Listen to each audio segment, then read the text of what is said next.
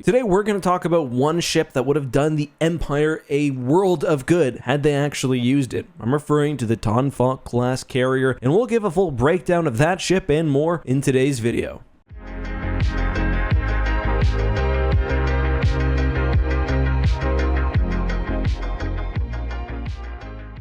Hey guys, this is Justin. Hello and welcome to another video. Before we get into things, I want to cover as much ship content as you guys want to consume, but I need guidance from you. Let me know whether there's a topic, a versus matchup, or a comparison you'd like to see me cover, and if you see ideas that you like, take a second, give them a thumbs up, so I can really maybe do some deep dives on topics that I know you guys will be interested in. With that being said, today we're continuing our examination we've been doing for several years at the support ships of the Imperial Navy, ships which ideally would have been more common and which would have served more directly alongside Star Destroyers. Arguably, the Empire's biggest naval weakness was their vulnerability to Starfighters. This was exacerbated by several factors, including the Tarkin Doctrine, which mandated ruling through fear, and strangely enough, the overall effectiveness of the ISD. I've talked about this in prior videos, but because the Imperial Star Destroyer was such a potent but also fast vessel, often Imperial commanders would just let ISDs go on their own or in small groups as sort of self-contained battle groups, and support ships would sometimes not even be able to catch up even if they were assigned because of the ISD's powerful engines. The thing about the ISD,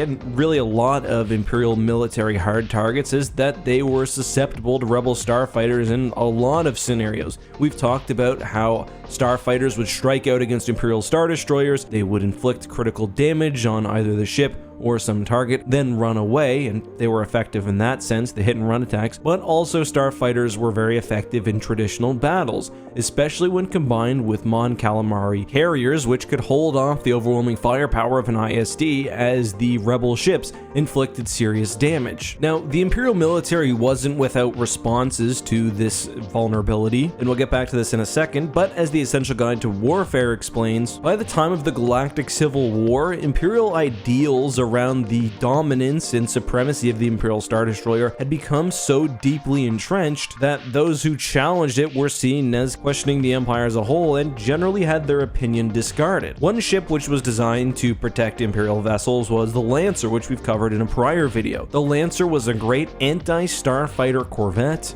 It brought fear to the heart of rebel pilots, including elite ones like Wedge and other Rogue Squadron members, but ultimately it was underused. As the norms of the Empire started to break down after the Battle of Endor, however, we did see people like Thrawn use Lancers more regularly and to great effectiveness. The ship we'll be talking about in today's video, however, is significantly different than the Lancer, but was still meant to protect against the vulnerabilities of the Imperial Star Destroyer and other common Imperial vessel, and I'm referring to the Ton Falk, otherwise known as the Imperial Escort Carrier. One of the TIE Fighter's main downsides was its lack of a hyperdrive and thus its decreased range. It wasn't as flexible as, say, an X-Wing, which could jet across the galaxy, attack a target, and be somewhere else relatively quickly. TIE Fighters needed home ships to launch from, which were often fairly slow. At the Battle of Ton Falk, which was the genesis for this carrier's construction, the rebels took advantage of inflexible Imperial Starfighter doctrine and took out a much larger battle group with a single starfighter squadron. The subsequently designed Imperial Escort Carrier was 500 meters long, significantly cheaper and smaller than an Imperial Star Destroyer, but could still carry 72 starfighters.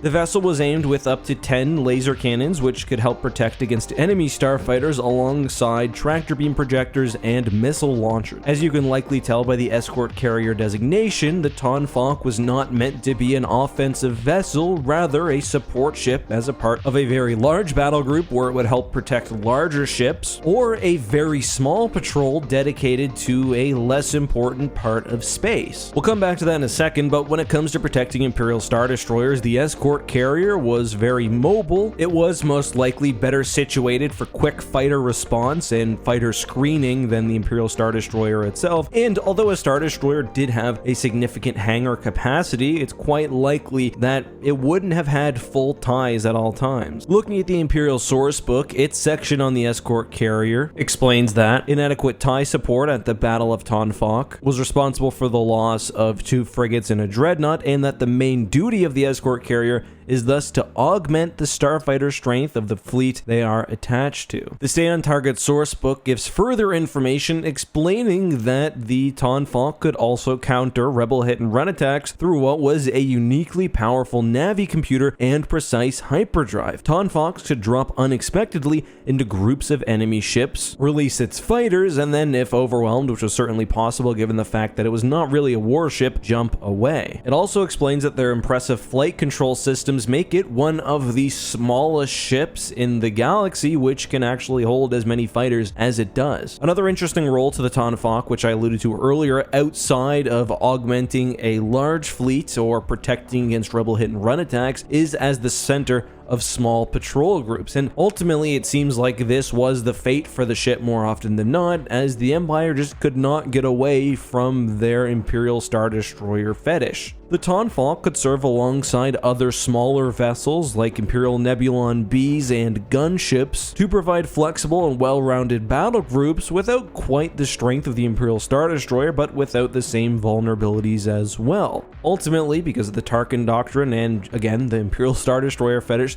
these types of fleets were usually relegated to back worlds, but it's definitely a stark contrast to the Empire's usual strategy of throwing an Imperial Star Destroyer out there and assuming that it can destroy anything it comes across. All in all, I think the Ton Falk was a really interesting and well-designed ship. I like how it was developed pretty much directly as a counter to Rebel starfighter tactics, and even learning the lesson from the slaughter at Ton Falk, but ultimately, because of Imperial reasons, it never saw the widespread use that it probably would have had the Rebel Alliance develop them instead. Although arguably the Ton Falk becomes a lot less useful given the Alliance's reliance on hyperdrive-based starfighter. But guys, that's all I have for today. Until next time, be safe, have a good one, and may the Force be with you.